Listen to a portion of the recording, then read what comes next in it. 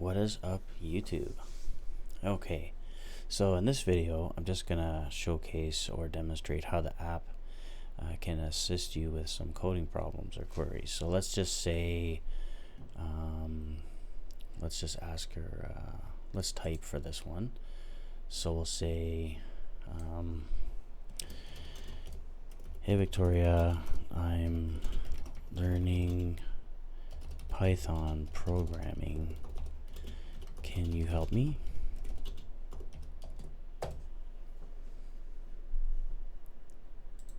Of course, I'd be happy to help with Python programming.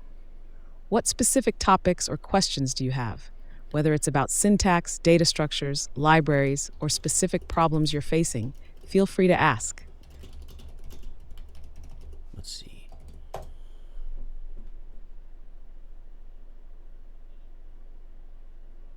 we go.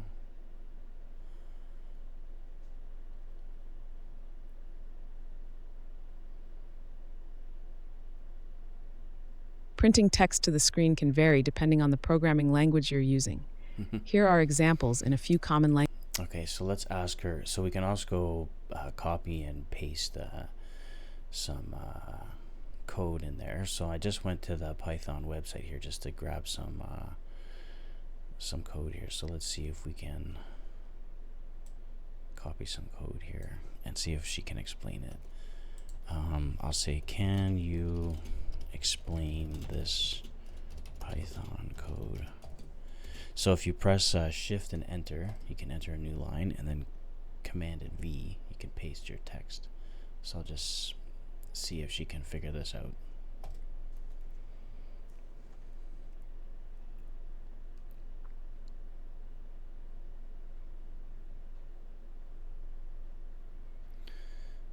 Cool.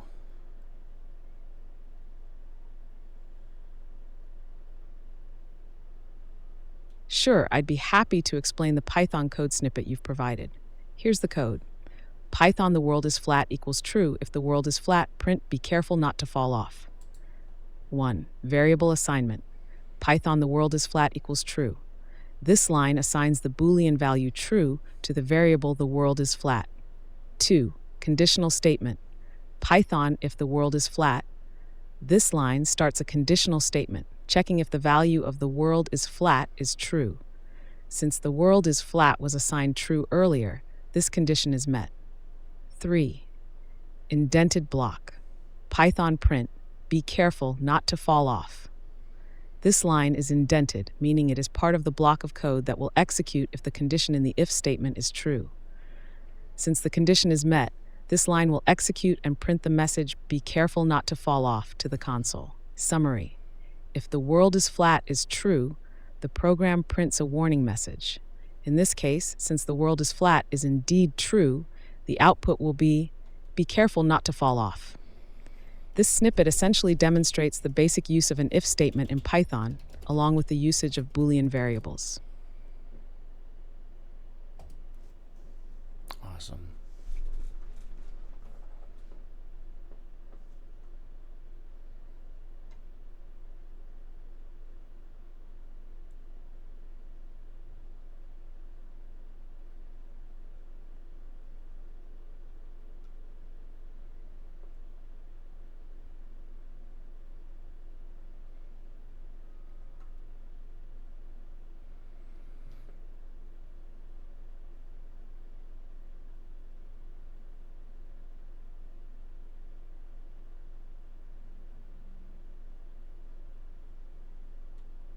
Of course, a Python class is a blueprint for creating objects that encapsulate data and functionalities together.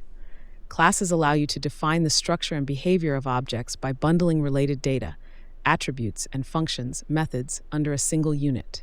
Here's a basic example to illustrate a Python class.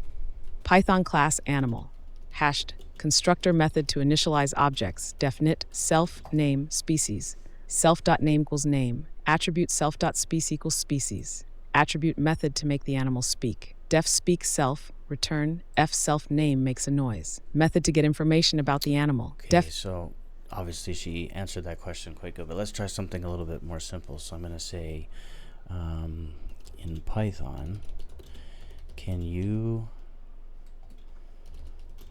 write me some example code to add two numbers together.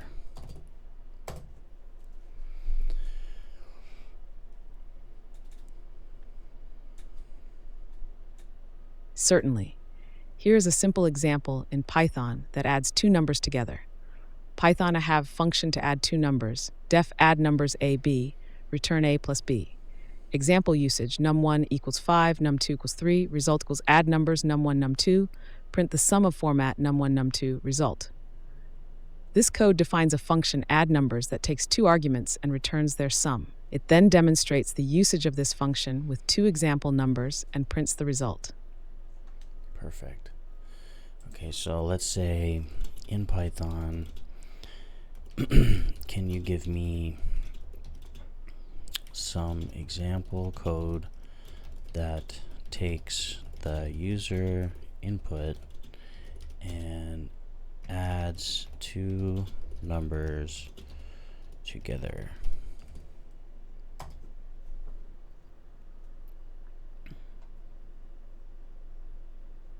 There we go.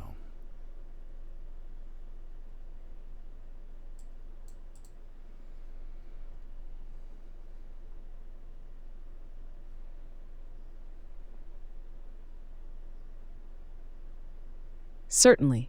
Here's a simple Python script that takes user input to add two numbers together. Python hasp, get the first number from the user num1 equals input, enter the first number. Get the second number from the user num2 equals input, enter the second number. Convert the input strings to floats, num1 equals float num1, num2 equals float num2. Calculate the sum of the two numbers, sum equals num1 plus num2. Print the result, print the sum of 0 and 1 is 2. Dot format, num1, num2, sum. 1. The input function is used to read user input, which returns the input as a string. 2. String to number conversion. The float function converts the input strings to floating point numbers, allowing for decimal numbers. You can use int instead if you want the inputs to be integers. 3. Addition. The two numbers are added together using the plus operator. 4. Output. Tell. The result is printed using the print function and formatted with the format method for clarity. You can run this script in any Python environment. When you run it, the program will prompt you to enter two numbers and then display their sum. Excellent. You're welcome. How can I assist you today? So you could see that if you're learning to program, or you're just beginning a programming journey, or let's say you have some experience or you're learning a new programming language, you could use Victoria to help you learn.